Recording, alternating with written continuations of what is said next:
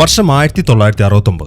സിറ്റിയിലിപ്പം രണ്ട് പ്രത്യേക കാര്യങ്ങൾ സംഭവിച്ചുകൊണ്ടിരിക്കുകയാണ്. അതിലൊന്ന് സൂര്യന്റെ സോളാർ ഫ്ലെയർ കാരണം സംഭവിക്കുന്നതാണ്. അത് ഞാൻ വഴിയെ പറയാം. രണ്ടാമത്തെ കാര്യം ഒരു സീരിയൽ കില്ലിംഗ് ആണ്.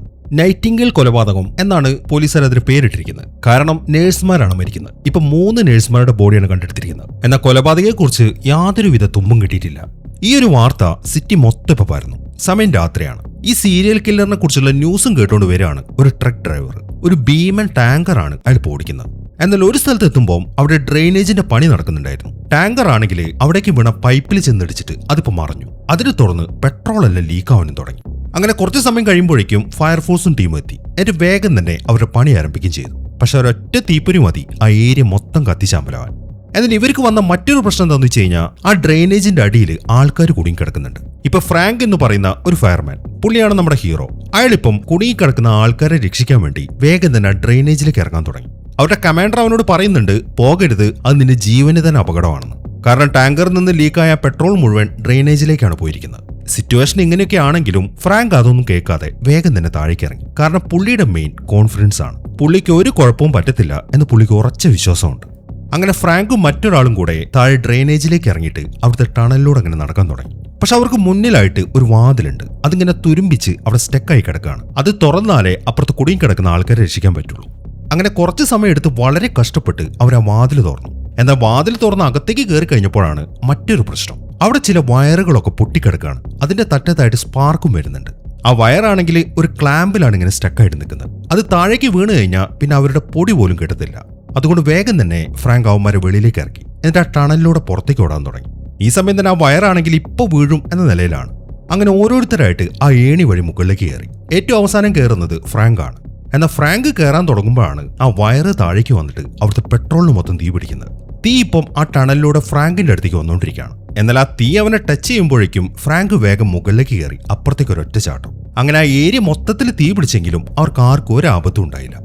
അങ്ങനെ ജോലിയൊക്കെ കഴിഞ്ഞ് ഫ്രാങ്ക് ഇപ്പോൾ വീട്ടിലേക്ക് പോയിക്കൊണ്ടിരിക്കുകയാണ്. ഇവരുടെ വീടിനടുത്തായിട്ട് ഒരു ഗ്രൗണ്ട് ഉണ്ട്. ഇവിടെയുള്ള എല്ലാവരും ബേസ്ബോളിന്റെ ആരാധകരാണ്. അതുകൊണ്ട് ഈ ഗ്രൗണ്ടിൽ സ്ഥിരമായിട്ട് ഇവർ ബേസ്ബോൾ ആണ് കളിക്കുന്നത്. ഇപ്പൊ ഫ്രാങ്ക് അവന്റെ ബൈക്കിൽ അങ്ങോട്ട് വരുമ്പോൾ അവിടെ കളി നടക്കുന്നുണ്ട്. അതുകൊണ്ട് എല്ലാവർക്കും ഒരു ഹായ് പറഞ്ഞിട്ട് അവൻ വേഗം അവന്റെ വീട്ടിലേക്ക് എത്തി. ഈ സമയം ഫ്രാങ്കിന്റെ മകനായ ജോണും അവന്റെ ബെസ്റ്റ് ഫ്രണ്ടായ ഗോഡോയും കൂടെ അവിടെ കളിക്കുന്നുണ്ട്. അങ്ങനെ വന്ന ഉടനെ തന്നെ ഫ്രാങ്ക് അവന്റെ മകനെ പൊക്കിയെടുത്ത് അവന്റെ വിശേഷങ്ങളൊക്കെ ചോദിച്ചു. ഈ സമയം തന്നെ ആ വീടിന്റെ മുകളിലായിട്ട് ഒരു ആന്റിനെ കാണിക്കുന്നുണ്ട്. ഈ ആന്റിനെയും ഈ സിനിമയിലെ ഒരു പ്രധാന കഥാപാത്രമാണ്. പിന്നെ മറ്റൊരു കാര്യം എന്താണെന്ന് വെച്ച് കഴിഞ്ഞാൽ ഇന്നത്തെ ഡേറ്റ് 1969 ഒക്ടോബർ 10 ആണ്. ഈ ഡേറ്റിനും ഒരു പ്രാധാന്യമുണ്ട്. അങ്ങനെ മകനെ താഴെ വെച്ചതിന് ശേഷം ഫ്രാങ്ക് അടുത്തായിട്ട് പോകുന്നത് അയാളുടെ ഭാര്യയുടെ അടുത്തേക്കാണ്. ഇവളുടെ പേര് ജൂലിയ. ഇവളൊരു നേഴ്സാണ്. അങ്ങനെ സമയം രാത്രി. ഞാൻ നേരത്തെ പറഞ്ഞ ആ സൂര്യന്റെ പ്രതിഭാസം ഉണ്ടല്ലോ, അത് കാരണം അന്തരീക്ഷത്തിൽ ഒരു പ്രത്യേക പ്രകാശം ഉണ്ടാവുന്നുണ്ട്. ഇതിനെ അറോറ എന്നാണ് പറയുന്നത്. ഇപ്പൊ ഫ്രാങ്കിന്റെ വീടിന് മുകളിലായിട്ടാണ് ആ പ്രകാശം കാണുന്നത്. ഇതേ സമയം തന്നെ ഫ്രാങ്ക് ആണെങ്കിൽ ജോണിനെ സൈക്കിൾ ഓട്ടാൻ പഠിപ്പിക്കുകയാണ്. ഈ പ്രായം മുതൽക്ക് തന്നെ ജോണിന്റെ ഏറ്റവും വലിയ ആഗ്രഹം അവനെ പോലീസ് ആവണമെന്നാണ്. അതറിയാവുന്നതുകൊണ്ട് ഫ്രാങ്ക് അവനെ വിളിക്കുന്നത് ചീഫ് എന്നാണ്, ലിറ്റിൽ ചീഫ്. അങ്ങനെ സൈക്കിൾ പഠിപ്പിക്കുന്നതിനിടയിൽ ജോൺ വീണു. അതുകൊണ്ട് പിന്നീട് അവൻ അതിന് താല്പര്യമൊന്നും കാണിക്കുന്നില്ല. മാത്രമല്ല കുട്ടി വീണെന്ന് കണ്ടപ്പോൾ ജൂലിയ വേഗം അങ്ങോട്ട് വന്നിട്ട് അവനെ വീടിനകത്തേക്ക് പറഞ്ഞു വിട്ടു. മാത്രമല്ല അവൻ വീണതിന് അവൾ ഫ്രാങ്കിനെ കുറെ വഴക്കും പറഞ്ഞു. അങ്ങനെ ജൂലി അവിടെ നിന്ന് പോയി കഴിഞ്ഞപ്പോൾ ഫ്രാങ്ക് ഒരു സിഗരറ്റ് വലിക്കാൻ തുടങ്ങി. ഇയാൾ ഒരു ചെയിൻ സ്മോക്കറാണ്. ഏത് സമയമൊക്കെ സിഗരറ്റ് വലിക്കണം. അതിനിടയിലാണ് അയാൾ വീടിന്റെ മുകളിലുള്ള ആ പ്രകാശം ശ്രദ്ധിക്കുന്നത്. ആദ്യമായിട്ടാണ് ഇതുപോലെ മനോഹരമായിട്ടുള്ള ഒരു കാഴ്ച അയാൾ കാണുന്നത്. അതുകൊണ്ട് തന്നെ അയാൾക്ക് ഭയങ്കര കൗതുകമായി. പിന്നീട് നമ്മൾ കേൾക്കുന്നത് ഫ്രാങ്ക് അയാളുടെ ഒരു പ്രത്യേക വയർലെസ്സിൽ ഒരു ഫ്രണ്ടിനോട് സംസാരിക്കുന്നതാണ്. പക്ഷെ അവരുടെ ആ സംസാരം ഒന്നും കാണിക്കുന്നില്ല. അത് കേൾക്കാനേ പറ്റത്തുള്ളൂ. ഫ്രാങ്കിന്റെ ഈ ഒരു കണക്ഷന്റെ കോഡ് നെയിം W2QYU. ഈ വയർലെസ് ഉപയോഗിക്കണമെങ്കിൽ പ്രത്യേക ലൈസൻസ് ഒക്കെ എടുക്കണം.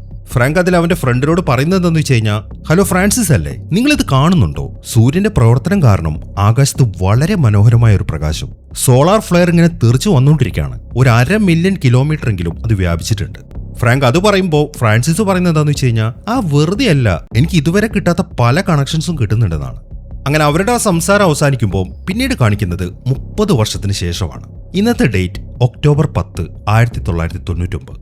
ഫ്രാങ്കിന്റെ മകൻ ജോൺ അല്ലെങ്കിൽ ലിറ്റിൽ ചീഫ് ഇപ്പൊ വളർന്നു വലുതായി. അവന്റെ ആഗ്രഹം പോലെ തന്നെ അവനിപ്പോ ഒരു പോലീസുകാരനാണ്. എന്നാൽ അവന്റെ പേഴ്സണൽ ലൈഫ് അത്ര സക്സസ്ഫുൾ അല്ല. ജോൺ അവന്റെ ഗേൾ ഫ്രണ്ടുമായിട്ടായിരുന്നു താമസം. അവളുടെ പേര് സമാന്ത. 6 മാസമായിട്ട് ഇവർക്കിടയിൽ എന്തൊക്കെയോ പ്രശ്നങ്ങളുണ്ട്. ഇവന്റെ ഒരു ഊള സ്വഭാവം അവൾക്കത് തീരെ അഡ്ജസ്റ്റ് ചെയ്യാൻ പറ്റുന്നില്ല. അതോടെ ഇന്നത്തെ ദിവസം നീ ഒറ്റയ്ക്ക് ഇവിടെ ജീവിച്ചോന്നും പറഞ്ഞിട്ട് അവൾ അവിടെ നിന്ന് ഇറങ്ങിപ്പോയി. അവനാണെങ്കിൽ അത് വല്ലാത്തൊരു ഷോക്ക് ആവുകയും ചെയ്തു. അങ്ങനെ അവള് പോയതിനെ തുടർന്ന് അവൻ അവിടെ നിന്ന് മദ്യപിക്കാൻ തുടങ്ങി. കുറച്ചു സമയം വീട്ടിലിരുന്ന് മദ്യപിച്ചതിന് ശേഷം അവൻ നേരെ പോകുന്ന ഗ്രൗണ്ടിലേക്കാണ്. എന്നിട്ട് അവിടെ ഇരുന്നൊരു സിഗരറ്റ് വലിക്കുമ്പോഴാണ് അവൻ ആ കാഴ്ച ശ്രദ്ധിക്കുന്നത്. 30 വർഷങ്ങൾക്ക് മുമ്പുണ്ടായ ആ പ്രതിഭാസം അത് വീണ്ടും വന്നിരിക്കുകയാണ്. അവനിപ്പോൾ ആ പ്രകാശത്തിലേക്ക് നോക്കുമ്പോൾ അവന് ഓർമ്മ വരുന്നത് അവന്റെ അച്ഛനെ കുറിച്ചാണ്.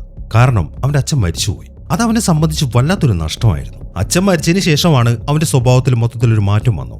എങ്കിലും അവന്റെ അമ്മ ജീവിച്ചിരിക്കുന്നുണ്ട്. പക്ഷെ അവർ വേറെ വീട്ടിലാണ് താമസം. അങ്ങനെ ജോൺ മദ്യപാനമൊക്കെ കഴിഞ്ഞ് തിരിച്ച് വീട്ടിലെത്തി കഴിയുമ്പോൾ അവന്റെ മറ്റേ ഫ്രണ്ടായ ഗോർഡോ ഇല്ലേ, അവനും അവന്റെ മകനും അവിടെ ഇരിക്കുന്നുണ്ട്. ഗോർഡോയുടെ മകന്റെ പേര് ഗോർഡോ ജൂനിയർ. അവരുടെ TV കേടായിപ്പോയി. അതുകൊണ്ടാണ് ഈ രാത്രി അവരിങ്ങോട്ട് വന്നിരിക്കുന്നത്.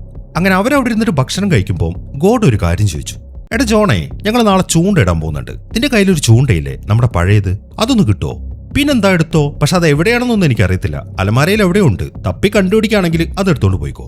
ജോൺ അത് പറഞ്ഞു കഴിയുമ്പോൾ ഗോഡോയും മകനും കൂടെ ചൂണ്ട തപ്പാൻ തുടങ്ങി. അങ്ങനെ ആ പരിശോധനയിലാണ് അവർക്ക് ജോണിന്റെ അച്ഛന്റെ പഴയൊരു പെട്ടി കിട്ടുന്നത്. അവരത് തുറന്നു നോക്കുമ്പോൾ അതിനകത്തു നിന്നും അച്ഛൻ്റെ ഒരു തോക്ക് കിട്ടി. മാത്രമല്ല അച്ഛന്റെ ആ പഴയ വയർലെസ്സും. അത് കാണുമ്പോൾ ഗോഡോയ്ക്ക് കൗതുകമായി. എടാ ജോണ, നീ ഓർക്കുന്നില്ലേ, പണ്ട് എത്ര തവണ ഇതിലൊന്ന് സംസാരിക്കാൻ വേണ്ടി നിന്റെ അച്ഛന്റെ പുറകെ നമ്മൾ നടന്നിട്ടുണ്ട്, പക്ഷെ അച്ഛൻ സമ്മതിച്ചില്ല. ഇപ്പൊ നമുക്കിതൊന്ന് ഓണാക്കി നോക്കിയാലോ? ഗോഡോന്റെ ആ ചോദ്യം കേൾക്കുമ്പോൾ ജോണിനും ഇൻട്രസ്റ്റ് ആയി. അങ്ങനെ അവർ വേഗം തന്നെ അത് എടുത്തിട്ട് ഒരു മേശപ്പുറത്തേക്ക് വെച്ചു. പക്ഷെ എന്ത് കാണിച്ചിട്ടും അത് ഓൺ ആവുന്നില്ല. പഴയ സാധനമല്ലേ. അതുകൊണ്ട് ഗോഡോ അതിന്റെ കേസൊക്കെ ഊരിമാറ്റി എന്നിട്ട് അത് ശരിയാക്കാൻ ഒരു ശ്രമവും തുടങ്ങി. എന്നാൽ ഈ സമയത്താണ് ഗോഡോന്റെ ഭാര്യ വന്നിട്ട് അവനെ വിളിക്കുന്നത്. ഉറങ്ങാൻ സമയമായി, അതുകൊണ്ട് ഞങ്ങൾ നാളെ വരാമെന്നും പറഞ്ഞിട്ട് ഗോഡോയും മകനും അവിടുന്ന് പോയി. അങ്ങനെ അവരവിടെ നിന്ന് പോയി കഴിയുമ്പോൾ ജോൺ TVയിലെ ചാനൽ മാറ്റി. ഈ സമയം അതിലൊരു ഇന്റർവ്യൂ കാണിക്കുന്നുണ്ട്. അതിൽ പറയുന്നത് ഇപ്പോൾ നടക്കുന്ന പ്രതിഭാസത്തെക്കുറിച്ചാണ്. അറോറ ബോറിയാലിസ് എന്നാണ് അതിന് പറയുന്നത്. ഒരു മനുഷ്യൻ അവന്റെ ജീവിതകാലത്തിൽ കാണാൻ കഴിയുന്ന ഏറ്റവും മനോഹരമായ ഒരു കാഴ്ചയാണത്. ഈ ഒരു കാഴ്ച 30 വർഷങ്ങൾക്ക് മുമ്പ് ഉണ്ടായിരുന്നു. പക്ഷെ അതിനേക്കാൾ കൂടുതൽ തെളിച്ചുകൊണ്ട് ഇത്തവണത്തേന്. എന്താണ് അതിനുള്ളിൽ നടക്കുന്നത് എന്നതിനെക്കുറിച്ചിട്ട് വ്യക്തമായിട്ടുള്ള ഒരു ധാരണ ആർക്കുമില്ല. എങ്കിലും ഈ പ്രപഞ്ചത്തില് മറ്റൊരു ഡയമെൻഷൻ ഉണ്ട്, അവിടെ വേറെ കുറെ ആൾക്കാർ ജീവിക്കുന്നുണ്ട് എന്നാണ് സയന്റിസ്റ്റുകൾ വിശ്വസിക്കുന്നത്. ഈ കാര്യങ്ങളൊക്കെയാണ് ആ ഇന്റർവ്യൂവിൽ പറയുന്നത്. അതെല്ലാം ശ്രദ്ധിച്ചുകൊണ്ട് ജോൺ ഇപ്പം അവൻ സൂക്ഷിച്ചു വെച്ചിരിക്കുന്ന പഴയ ചില പേപ്പർ കട്ടിങ്സ് ഒക്കെ നോക്കുകയാണ്. അതിൽ അവന്റെ അച്ഛന്റെ മരണവാർത്തയുണ്ട്. ഒരു വെയർഹൌസിലുണ്ടായ തീപിടുത്തം, അത് അണയ്ക്കാൻ പോയപ്പോഴായിരുന്നു ഫ്രാങ്കിന്റെ മരണം. ജോൺ ഇപ്പൊ അത് നോക്കിക്കൊണ്ടിരിക്കുമ്പോഴാണ് അവരവിടെ തുറന്നു വെച്ചിരിക്കുന്ന വയർലെസ് ഓൺ ആവുന്നത്. അതിൽ ആരോ ഇങ്ങനെ സംസാരിക്കുന്നുണ്ട്. അത് കേട്ടതും ജോൺ വേഗം വയർലെസിന്റെ അടുത്തേക്ക് പോയി. ജോൺ ആ കോൾ അറ്റൻഡ് ചെയ്യുമ്പോൾ അയാൾ ആദ്യം അവന്റെ പേരാണ് ചോദിച്ചത്. ജോൺ അത് പറയുകയും ചെയ്തു. അടുത്തായിട്ട് നിനക്കിത് ഉപയോഗിക്കാനുള്ള ലൈസൻസ് ഉണ്ടോ എന്നാണ് അയാളുടെ ചോദ്യം. അതേക്കുന്ന ജോൺ പറയുന്നത് ലൈസൻസിന്റെ കാര്യം എനിക്ക് അറിയത്തില്ല, ഇതെന്റെ അച്ഛൻ ഉപയോഗിച്ചിരുന്ന വയർലെസ് ആണെന്നാണ്. അതേക്കുമ്പോൾ ലൈസൻസ് ഇല്ലെങ്കിൽ ഇപ്പൊ തന്നെ അത് ഓഫാക്കിക്കോ, ഇത് എമർജൻസി കാര്യങ്ങൾക്ക് വേണ്ടി ഉപയോഗിക്കുന്ന ലൈനാണ്. എന്നാൽ അയാളത് പറഞ്ഞു കഴിഞ്ഞപ്പോൾ ജോൺ അയാളുടെ ഡീറ്റെയിൽസ് ഒക്കെ തിരക്കി. പുള്ളി അവൻ താമസിക്കുന്ന അതേ സ്ഥലത്തു നിന്നാണെന്ന് പറഞ്ഞപ്പോൾ അവനത് കൗതുകമായി. ഈ സമയം അയാളാണെങ്കിൽ സംസാരിക്കുന്ന സമയത്ത് ഒരു സിഗരറ്റ് വലിക്കുന്നുണ്ട്. പക്ഷെ അയാളുടെ മുഖം കാണിക്കുന്നില്ല. എന്നാൽ അവിടെ ടേബിളിൽ വെച്ചിരിക്കുന്ന ഒരു ഫോട്ടോ കാണാം. അതിൽ അയാളുടെ ഭാര്യയും മകനും ഒരു പട്ടിയുമാണുള്ളത്. ഈ സമയം ജോൺ അയാളോട് ചോദിച്ചു, അല്ല ഈ കാലത്തും ആളുകൾ ഇതുപോലത്തെ പഴഞ്ചൻ വയർലെസ് ഒക്കെ ഉപയോഗിക്കുന്നുണ്ടല്ലേ, അങ്ങനെയാണെങ്കിൽ നിങ്ങളും ഒരു പഴഞ്ചനായിരിക്കുമല്ലോ, ചില കാര്യങ്ങളൊക്കെ പഴഞ്ചനായല്ലേ പറ്റൂ എന്നാണ് അയാൾ അതിന് മറുപടി പറയുന്നത്. അതിനുശേഷം അയാൾ ചോദിച്ചത് ഇപ്പോൾ നടക്കുന്ന ബേസ്ബോൾ മാച്ചിനെ കുറിച്ചാണ്. ഞാനിപ്പോൾ ബേസ്ബോൾ മാച്ച് ഒന്നും കാണാറില്ല, എനിക്കതൊക്കെ മടുത്തു എന്നാണ് ജോൺ പറയുന്നത്. മടുത്തെന്നോ? അതെന്താ കാരണം? നീ ഇവിടെ താമസിച്ചിട്ട് ടീം അമേസിംഗിന്റെ കളി കാണാൻ നിനക്ക് താല്പര്യമില്ലെന്നോ? ആദ്യമായിട്ടാണ് കേട്ടോ ഞാൻ ഒരാൾ ഇങ്ങനെ പറയുന്നത് കേൾക്കുന്നത്. ടീം അമേസിംഗിന്റെ കാര്യം ചോദിച്ചപ്പോൾ ജോണ് ഡൗട്ടായി. അമേസിംഗോ? അതൊക്കെ 69 ടീമല്ലേ? 30 വർഷം മുമ്പ് കഴിഞ്ഞു പോയ ആ മാച്ചിന് എന്താ ഇപ്പൊ ഒരു പ്രസക്തി? ജോൺ അത്രയും ചോദിച്ചതേ ഉള്ളൂ. അപ്പോഴേക്കും ആ ലൈനിൽ എന്തൊരു ഡിസ്റ്റർബൻസ് വന്നു. അതിനെ തുറന്ന് അത് കട്ടാവുകയും ചെയ്തു. അതുകൊണ്ട് ജോൺ അവസാനം പറഞ്ഞ കാര്യം അയാൾ കേൾക്കുന്നില്ല. ലൈൻ കട്ടായത് കാണുമ്പോൾ ജോണിന് ശരിക്കും നിരാശയായി. അല്ല ആരായിരിക്കും അയാൾ? പക്ഷെ പേര് ചോദിക്കാൻ മറന്നല്ലോ. എന്തായാലും ഇനിയും വിളിക്കുമായിരിക്കും എന്നൊക്കെ ചിന്തിച്ച് കുറച്ചു സമയം അവൻ അവിടെ തന്നെ ഇരുന്നു. ഇവിടെയാണ് ഒരു ട്വിസ്റ്റ് വരുന്നത്. ജോണിനോട് ഇത്രയും സമയം സംസാരിച്ചത് അവന്റെ അച്ഛനായ ഫ്രാങ്ക് ആണ്. അത് 30 വർഷങ്ങൾക്ക് മുമ്പ്, ഭൂതകാലത്ത് നിന്ന്. ഇത് സംഭവിക്കാനുള്ള കാരണം സൂര്യന്റെ ആ പ്രതിഭാസമാണ്. അത് പാസ്റ്റിനെയും പ്രസന്റിനെയും ഇപ്പൊ ഒരു ഫോൺ വഴി കണക്ട് ചെയ്തിരിക്കുകയാണ്. പക്ഷെ ഈ ഒരു കാര്യം അവർക്ക് രണ്ടുപേർക്കും മനസ്സിലായിട്ടില്ല. അങ്ങനെ കുറച്ച് സമയം ട്രൈ ചെയ്ത് വയർലെസ്സിൽ കണക്ഷൻ കിട്ടാത്തത് കൊണ്ട് ഫ്രാങ്ക് അവിടുന്ന് എഴുന്നേറ്റു. എന്നിട്ട് നടക്കാൻ തുടങ്ങുമ്പോഴാണ് അയാൾ ചെന്ന് അവിടുത്തെ ഒരു ഗ്ലാസ്സിലടിക്കുന്നത്. അതിനെ തുറന്ന് അതിലൊരു ക്രാക്കും വീണു. ഈ സമയം ജോൺ ആണെങ്കിൽ ഒരു സിഗരറ്റും വലിച്ചുകൊണ്ട് അതിലെ തന്നെ നടക്കുകയാണ്. അവിടുത്തെ ചില്ലിലും ആ ക്രാക്ക് കാണുന്നുണ്ട്. ഇതുവരെ അത് അവിടെ ഇല്ലായിരുന്നു. എന്നാൽ ഭൂതകാലത്ത് ഇപ്പോൾ അത് സംഭവിച്ചപ്പോൾ പ്രസന്റിലും അത് തെളിഞ്ഞു വന്നു. എന്നാൽ ആ കാര്യം അവൻ ശ്രദ്ധിക്കുന്നില്ല. അങ്ങനെ ഫ്രാങ്ക് ഇപ്പോൾ കുട്ടി ജോണിന്റെ അടുത്തേക്ക് എന്നിട്ട് അവരുടെ പട്ടിയെ കളിപ്പിച്ചുകൊണ്ടിരിക്കുകയാണ്. കുട്ടിക്കാലത്തെ ജീവിതം, അതും അച്ഛനും അമ്മയോടൊപ്പം, എന്ത് മനോഹരമാണല്ലേ. ഒരു ടെൻഷനും വേണ്ട. ഇനിയിപ്പോൾ സ്കൂൾ പൂട്ടിയ സമയമാണെങ്കിൽ നാളെ എത്ര മണിക്കാണ് കളിക്കാൻ പോകേണ്ടത്, ഉറങ്ങി എഴുന്നേൽക്കാൻ എങ്ങനെ ലേറ്റ് ആവുമോ എന്നൊക്കെ ഓർത്ത് മാത്രം ടെൻഷൻ അടിച്ചാൽ മതി. ഈ സമയം വലിയ ജോണാണെങ്കിൽ ജോലിയൊക്കെ കഴിഞ്ഞ് വളരെ അവശനായി വീട്ടിലൊന്ന് ഉറങ്ങാൻ കിടക്കുകയാണ്. അതും തനിച്ച്. ഒന്ന് സംസാരിക്കാൻ പോലും അവൻ ആരുമില്ല. ഒരു മനുഷ്യ ജീവിതത്തിലെ ഏറ്റവും ദുഃഖകരമായ അവസ്ഥ. അങ്ങനെ കുട്ടി ജോണിനെ ഉറങ്ങാൻ വിട്ടതിന് ശേഷം ഫ്രാങ്ക് അവിടുന്ന് പോയി. അങ്ങനെ പിറ്റേ ദിവസമായി. ഇന്ന് ആ ബേസ്ബോൾ മാച്ചിന്റെ ലൈവ് ഉണ്ട്. അതുകൊണ്ട് ഫ്രാങ്കിന്റെ വീടിന്റെ പരിസരത്തുള്ള എല്ലാവരും അവിടെ കൂടിയിരുന്ന് ടിവിയിൽ ഇങ്ങനെ മാച്ച് കണ്ടുകൊണ്ടിരിക്കുകയാണ്. ഈ ജോണിന്റെ കൂടെ ഇരിക്കുന്ന ഈ തൊപ്പിക്കാരനെ കണ്ടില്ലേ, ഇയാളുടെ പേര് സാച്ച്. ഫ്രാങ്കിന്റെ ഒരു ഫ്രണ്ടാണ് ഇയാൾ, പോലീസിലാണ്. ചെറുപ്പം മുതൽക്ക് തന്നെ അയാൾക്ക് ജോണിനോട് വല്ലാത്തൊരു ഇഷ്ടമുണ്ട്. തന്റെ മകനെ പോലെ തന്നെയാണ് അയാൾ ജോണിനെ കാണുന്നത്. ഇനിയിപ്പോ പ്രസന്റിലേക്ക് വരികയാണെങ്കിൽ പോലീസുകാർ ഇപ്പോൾ ഒരു അസ്ഥികൂടം കുഴിച്ചെടുത്തു. അതിനെക്കുറിച്ച് അന്വേഷിക്കാൻ വേണ്ടി ജോണും അങ്ങോട്ടെത്തി. ജോണിന്റെ കൂടെ ആ സാച്ചും ഉണ്ട്. സാച്ചിന്റെ അസിസ്റ്റന്റ് ആണ് ജോൺ. അങ്ങനെ ജോണും സാച്ചും ആ അസ്ഥികൂടമൊക്കെ ഒന്ന് പരിശോധിച്ചു. വളരെ പഴകിയതാണ്. ഒരു കെട്ടിടം പണി നടക്കുന്നതിന്റെ അടുത്ത് വെച്ചിട്ടാണ് അവർക്കത് കിട്ടിയത്. ജോൺ അതൊക്കെ നോക്കി നിൽക്കുമ്പോഴാണ് കുറച്ച് അപ്പുറത്തെ വീട്ടിന് മുമ്പിലായിട്ട് ഒരു പ്രായമായ മനുഷ്യനെ അവൻ ശ്രദ്ധിക്കുന്നത്. ഇനി ഈ അസ്ഥികൂടത്തിനെ കുറിച്ച് അയാൾക്കെങ്ങാനും വല്ല അറിവുണ്ടോ എന്ന് അറിയാൻ വേണ്ടി ജോൺ വേഗം അയാളുടെ അടുത്തേക്ക് വന്നു. അയാളുടെ പേര് ഷെപ്പേഡ് എന്നാണ്. അയാളും അയാളുടെ ഭാര്യയും കൂടിയാണ് ആ വീട്ടിൽ താമസിക്കുന്നത്. അങ്ങനെ അവരോടുള്ള സംസാരത്തിനിടയിൽ ജോൺ അവിടെ വെച്ചിരിക്കുന്ന ഫോട്ടോ ശ്രദ്ധിച്ചു. അത് ഷെപ്പേഡിന്റെ മകന്റെ ഫോട്ടോയാണ്. പോലീസ് യൂണിഫോമിലാണ് അവൻ. നിങ്ങളുടെ മകൻ പോലീസാണല്ലേ? ജോൺ അത് ചോദിക്കുമ്പോൾ ഷെപ്പേഡ് പറയുന്നത് ആയിരുന്നു. അവന്റെ പേര് ജാക്ക് എന്നാണ്. പക്ഷെ കുറച്ചു കാലം മുമ്പ് അവൻ മരിച്ചുപോയി. അങ്ങനെ ഷെപ്പേഡിനോട് സംസാരിച്ചതിന് ശേഷം ജോൺ അവിടെ നിന്ന് ഇറങ്ങി. അയാൾക്ക് ആ അസ്ഥികൂടത്തിനെ കുറിച്ച് ഒന്നും അറിയത്തില്ല. ഈ സമയം സാച്ചിനും അവിടുന്ന് അസ്ഥികൂടത്തിനെ കുറിച്ച് യാതൊരു ക്ലൂവും കിട്ടിയില്ല. അതുകൊണ്ട് തന്നെ അവർ രണ്ടുപേരും നേരെ സ്റ്റേഷനിലേക്ക് പോയി. അങ്ങനെ സമയം രാത്രി. ജോൺ ഇപ്പം അവന്റെ അമ്മയെ കാണാൻ വേണ്ടി അവർ താമസിക്കുന്ന സ്ഥലത്തേക്ക് വന്നിരിക്കുകയാണ്. നാളെയാണ് അവന്റെ അച്ഛന്റെ ഓർമ്മ ദിവസം. അതായത് നാളെ അച്ഛൻ മരിച്ചിട്ട് 30 വർഷം തികയും. അതിന്റെ കാര്യങ്ങളാണ് അവരിപ്പോൾ ഡിസ്കസ് ചെയ്യുന്നത്. അവരിപ്പോ മരിച്ചുപോയ അച്ഛനെ കുറിച്ച് സംസാരിക്കുമ്പോൾ 30 വർഷങ്ങൾക്ക് മുമ്പാണെങ്കിൽ ഫ്രാങ്കും ജോണും കൂടെ അവരുടെ വീട്ടിന് മുമ്പിൽ ഇങ്ങനെ ബോൾ എറിഞ്ഞ് കളിക്കുകയാണ്. അത് നോക്കിക്കൊണ്ട് ജോലി അവിടെ നിൽക്കുന്നുണ്ട്. അങ്ങനെ കളിയൊക്കെ കഴിഞ്ഞിട്ട് ജോൺ പോയി. ഈ സമയം ഫ്രാങ്ക് ആകാശത്തേക്ക് നോക്കുമ്പോൾ ആ ലൈറ്റ് ഇപ്പോഴും ആകാശത്ത് കാണാം. അങ്ങനെ അയാൾ വേഗം വീട്ടിലേക്ക് ചെന്ന് വീണ്ടും ആ വയർലെസ്സിലൂടെ ജോണിനെ വിളിച്ചു. ഈ സമയം ജോണിന്റെ ടേബിളിലും അവന്റെ കുട്ടിക്കാലത്തെ ആ ഫോട്ടോ ഇരിക്കുന്നുണ്ട്. അവനും അവന്റെ അമ്മയും ആ പട്ടിയും കൂടി ഇരിക്കുന്നത്. അങ്ങനെ ജോൺ വന്ന് കോൾ അറ്റൻഡ് ചെയ്തു. ഇത്തവണയും അയാൾ ആദ്യം ചോദിക്കുന്നത് ആ ബേസ്ബോൾ മാച്ചിനെ കുറിച്ചാണ്. ആൾറെഡി കുട്ടിക്കാലത്ത് ജോൺ ആ മാച്ച് കണ്ടിട്ടുണ്ട്. അതുകൊണ്ട് തന്നെ എന്താണ് മാച്ചിൽ സംഭവിക്കാൻ പോകുന്നത് എന്നൊക്കെ അവൻ പറഞ്ഞു. അതായത് ഇനി നടക്കാൻ പോകുന്ന സെക്കൻഡ് ഇന്നിംഗ്സിൽ അൽവേസ് എന്ന ടീം ജയിക്കും. ജോൺ ഇങ്ങനെ അതിനെക്കുറിച്ച് പറയുമ്പോഴാണ് കുട്ടി ജോൺ ഫ്രാങ്കിന്റെ അടുത്തേക്ക് വരുന്നത്. ഈ സമയം ഫ്രാങ്ക് ആണെങ്കിൽ അവനെ ചീഫ് എന്ന് വിളിച്ചു. അത് വലിയ ജോണും കേൾക്കുന്നുണ്ട്. അവനത് അത്ഭുതമായി. നിങ്ങൾ നിങ്ങളുടെ മകനെ ചീഫ് എന്നാണ് വിളിക്കുന്നത്? ജോണിന്റെ ആ ചോദ്യം കേൾക്കുമ്പോൾ അതെ, ഞാൻ അങ്ങനെയാണ് വിളിക്കുന്നത്, ലിറ്റിൽ ചീഫ്. ഓ, അപ്പൊ നിങ്ങളുടെ പേരെന്താണ്? ജോണിന് കൗതുകം അങ്ങോട്ട് അടക്കാൻ സാധിക്കുന്നില്ല. എന്റെ പേര് ഫ്രാങ്ക് സള്ളിവൻ. എന്നാൽ അയാൾ ആ പേര് പറഞ്ഞപ്പം ജോണിന് ശരിക്കും ചിരി വന്നു. കാരണം അവന്റെ അച്ഛന്റെ പേരാണല്ലോ അയാൾ പറഞ്ഞത്. മാത്രമല്ല അയാൾ മകനെ ചീഫ് എന്നാണ് വിളിക്കുന്നത്. ഇനിയിപ്പോൾ അയാളെ തന്നെ പറ്റിക്കാണോ എന്ന് ചിന്തിച്ചിട്ട് ജോൺ ചോദിക്കുന്നത് എന്നോട് ഇപ്പൊ സംസാരിക്കുന്നത് ഗോഡോ ആണോ എന്നാണ്. ഗോഡോ, നീ എന്നെ പൊട്ടനാക്കാൻ നോക്കല്ലേ. ഗോഡോയോ? ഞാൻ ഗോഡോയൊന്നുമല്ല. ഞാൻ എന്തിനാണ് നിന്നെ പൊട്ടനാക്കുന്നത്? എന്നാൽ നിങ്ങളുടെ കണക്ഷന്റെ കോഡ് നെയിം എന്ന് പറഞ്ഞ് ജോൺ പിന്നെയും ചോദിച്ചു. ഈ സമയം ഫ്രാങ്ക് ആണെങ്കിൽ അത് പറഞ്ഞു കൊടുക്കുകയും ചെയ്തു. W2QYU. അത് കേട്ടപ്പോൾ ജോൺ ശരിക്കും ഞെട്ടിപ്പോയി. കാരണം അവന്റെ കോഡ് നെയിം അത് തന്നെയാണല്ലോ. അത് അവിടെ എഴുതിയും വെച്ചിട്ടുണ്ട്. ജോണിനെ സംബന്ധിച്ച് ഇപ്പൊ ആകെ വല്ലാത്തൊരവസ്ഥയാണ്. അവനിപ്പോ ആ സത്യം തിരിച്ചറിയാൻ തുടങ്ങി. അവനിപ്പോ സംസാരിക്കുന്നത് 30 വർഷങ്ങൾക്ക് മുമ്പുള്ള അവന്റെ അച്ഛനോടാണെന്ന്. എന്നാൽ പുള്ളിക്കാണെങ്കിൽ അത് ഇതുവരെയായിട്ട് മനസ്സിലായിട്ടുമില്ല.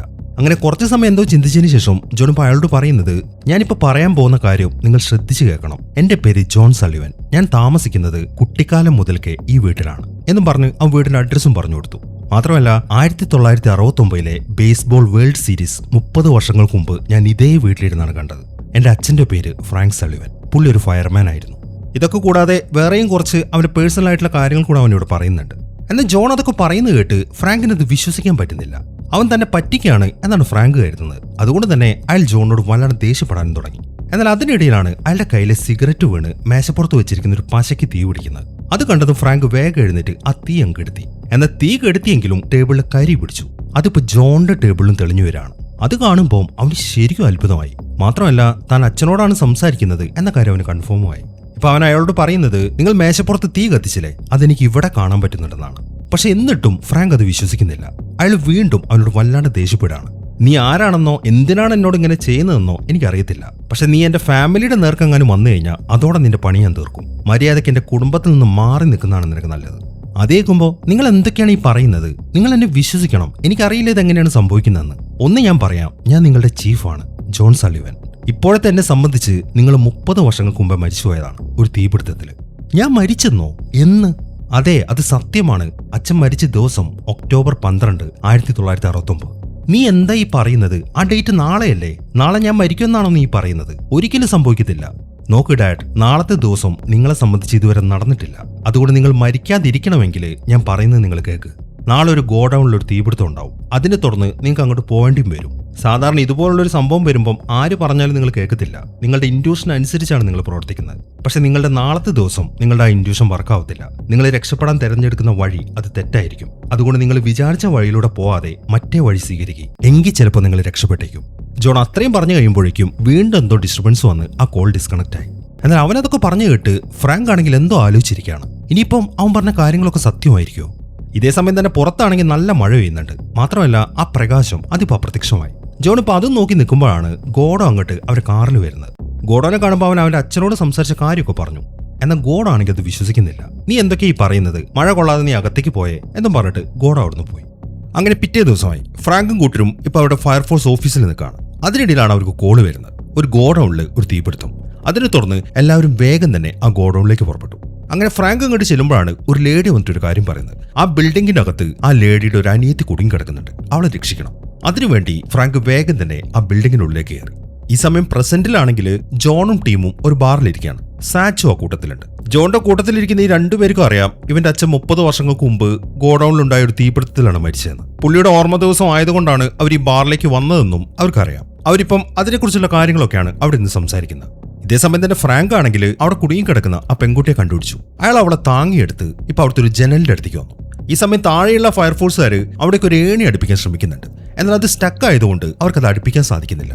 അതുകൊണ്ട് ഫ്രാങ്ക് ഇപ്പം ആ പെണ്ണിനെയും കൊണ്ട് പുറത്തിറക്കാൻ വേണ്ടി മറ്റൊരു വഴി കണ്ടുപിടിക്കണം. എന്നാൽ അയാൾ നോക്കുമ്പോൾ അകത്ത് മൊത്തം തീ പടർന്നുകൊണ്ടിരിക്കുകയാണ്. അങ്ങനെ ഫ്രാങ്ക് അവളെയും കൊണ്ട് ഒരു വാതിൽ വഴി വെളിയിലേക്ക് ഇറങ്ങി. എന്നാൽ ഈ സമയത്താണ് ജോൺ പറഞ്ഞ കാര്യങ്ങളൊക്കെ അവൻ ഓർക്കുന്നത്. അതായത് അയാളുടെ ഇൻഡ്യൂഷൻ പ്രകാരം അയാൾ ഇപ്പോൾ പ്രവർത്തിച്ചു കഴിഞ്ഞാൽ അയാൾ ഉറപ്പായിട്ട് മരിക്കും. അതുകൊണ്ട് തന്നെ ഫ്രാങ്ക് ഇപ്പോൾ അവന്റെ തീരുമാനം മാറ്റി എന്നിട്ട് വേറൊരു വഴി ആ പെണ്ണിനെയും കൊണ്ട് പുറത്തേക്ക് ഇറങ്ങാണ്. അങ്ങനെ അയാൾ ആ വഴിയിലൂടെ വെളിയിലേക്ക് ഇറങ്ങുന്ന സമയത്ത് അയാളുടെ ഫ്യൂച്ചർ ഇങ്ങനെ ചേഞ്ച് ആവുന്നൊക്കെ കാണാൻ പറ്റും. അങ്ങനെ അതുവഴി ഇറങ്ങിയ അയാൾ നേരെ ഒരു കായലിലേക്കാണ് ചെന്ന് വീഴുന്നത്.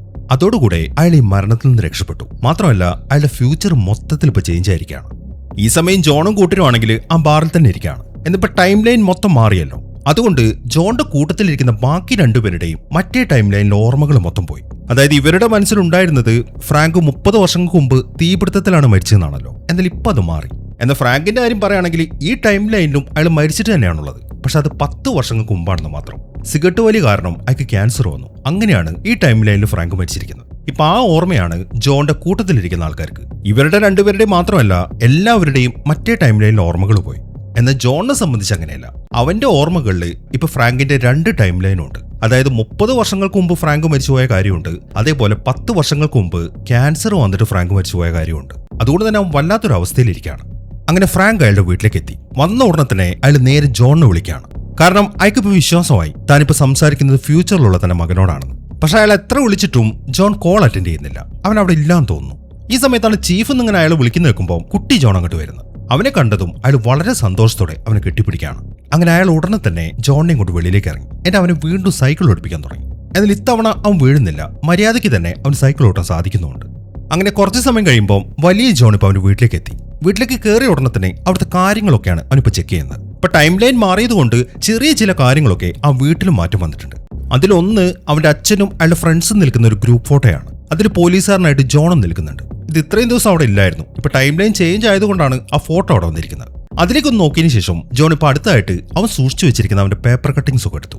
അതിൽ ഫ്രാങ്കിന്റെ മരണവാർത്ത ഉണ്ടായിരുന്ന ഒരു പേപ്പർ കട്ടിംഗ് ഉണ്ടല്ലോ, അതിലെ വാർത്തയും ഇപ്പൊ ചേഞ്ച് ആയിട്ടുണ്ട്. ഫ്രാങ്ക് അവിടെ ഉണ്ടായിരുന്ന ആൾക്കാരെ രക്ഷിച്ച കാര്യമാണ് ആ ന്യൂസിൽ പറഞ്ഞിരിക്കുന്നത്. അത് കണ്ട് അവൻ ഇങ്ങനെ അത്ഭുതപ്പെട്ട് നിൽക്കുമ്പോഴാണ് അവന്റെ ടേബിളിൽ അവനൊരു കാര്യം ശ്രദ്ധിക്കുന്നത്. അവിടെ എന്തോ എഴുതി വരുന്നുണ്ട്. അവൻ നോക്കുമ്പോൾ ഞാൻ ഇവിടെ തന്നെ ഉണ്ട് ചീഫ് എന്നാണ് അതിൽ എഴുതി കാണിക്കുന്നത്. അത് പാസ്റ്റിൽ നിന്നും ഫ്രാങ്ക് എഴുതുന്ന കാര്യമാണ്. അപ്പൊ അച്ഛൻ മരണത്തിൽ നിന്ന് രക്ഷപ്പെട്ടു എന്ന് അറിയുമ്പോൾ അവന് ഭയങ്കര സന്തോഷമായി. അങ്ങനെ വീണ്ടും അവർ തമ്മിലുള്ള സംസാരം തുടങ്ങി. ഇപ്പൊ അവർക്ക് രണ്ടുപേർക്കും ഒരു കാര്യം മനസ്സിലായി. അവർക്ക് തമ്മിൽ ഇങ്ങനെ സംസാരിക്കാൻ പറ്റുന്നത് സൂര്യന്റെ ആ പ്രതിഭാസം കാരണമാണെന്ന്. അങ്ങനെ അവർ തമ്മിൽ സംസാരിച്ചുകൊണ്ടിരിക്കുമ്പോൾ ജോൺ ഇപ്പോൾ ഒരു കാര്യം ശ്രദ്ധിച്ചു. അവന്റെ ടേബിളിൽ വെച്ചിരിക്കുന്ന അവന്റെ ആ ഫാമിലി ഫോട്ടോ ഉണ്ടല്ലോ, അവന്റെ അമ്മയും അവനുമായിട്ടിരുന്നത്, അതിലൊരു മാറ്റം വന്നിട്ടുണ്ട്.